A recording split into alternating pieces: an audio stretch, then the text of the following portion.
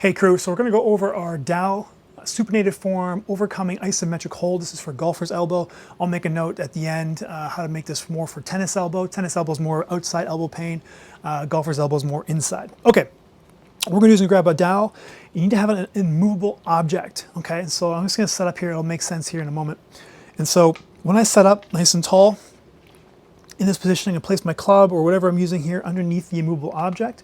And that's because I'm going to basically try to rotate my forearm this way, and so I don't want the object to move. Now, before we get into that, I gotta make sure that gotta make sure you have a good stack of thorax on top of pelvis to allow the diaphragm to move, to create mobility, and to let your scapula get off of your rib cage and be in a more favorable position, because chances are, if the scapula is not in a good position, that's what potentially could be causing your elbow tendonitis. Okay, so we're here nice and tall, 90-degree bend in this arm, good stack of thorax on top of pelvis. I like to put my free hand on my lower ribs. And then from here, what I want you to do is slowly ramp up the tension only to a maximum of like 50%, okay? If you're already in pain, no more than like a 3-4 maximum on a pain scale to 10.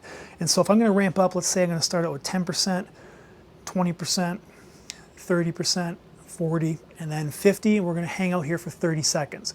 Now, while you're hanging out here, I wanna make sure you're breathing properly to maximize this drill. So mouth closed, breathe nice and quietly in through the nose and get a good 360-degree breath into your rib cage. I want a nice big open mouth exhale like you're fogging the window in front of you, and try to exhale everything out of your body, and as soon as you think you've got everything out, go a little bit further.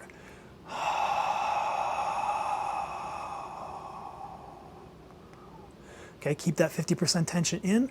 Once you get to the end of your exhale, pause for a second or two, close your mouth, take your second quiet inhale through your nose. Okay, and then just slowly back out of that.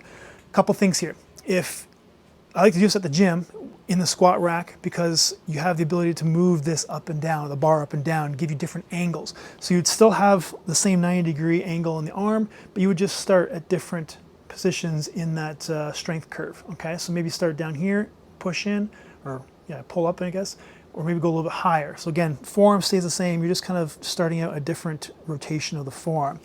If you're struggling with from tennis elbow, it's basically the same drill, just gonna flip it. So your palm now is facing down. So opposite arm in this case.